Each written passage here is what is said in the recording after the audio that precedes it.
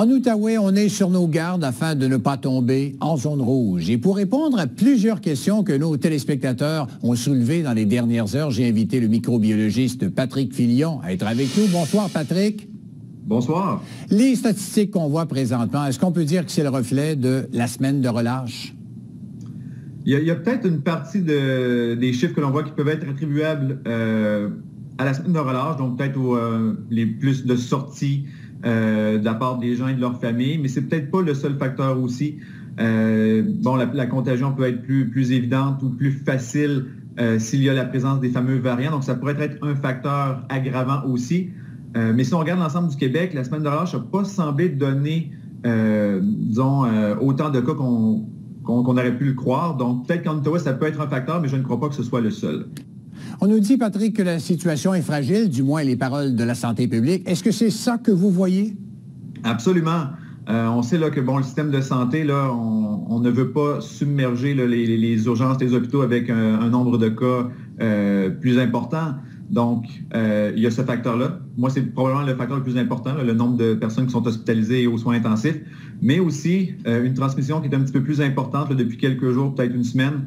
Donc, c'est une situation à surveiller parce que si on regarde ce qui se passe de l'autre côté de la rivière, où ça augmente un petit peu plus rapidement que nous, donc on ne voudrait pas subir le même sort là, que Ottawa et l'Ontario en général. Le vaccin AstraZeneca, j'y reviens parce que les gens nous en parlent beaucoup. Les gens ont des doutes parce que certains pays l'ont refusé. Est-ce que ça, c'est suffisant pour dire qu'on serait moins protégé? Bien, le vaccin, à la base, semblait démontrer une efficacité un petit peu moindre face à la COVID, mais quand même, c'était une protection quand même qui était suffisante pour limiter le nombre de cas de maladies plus importantes.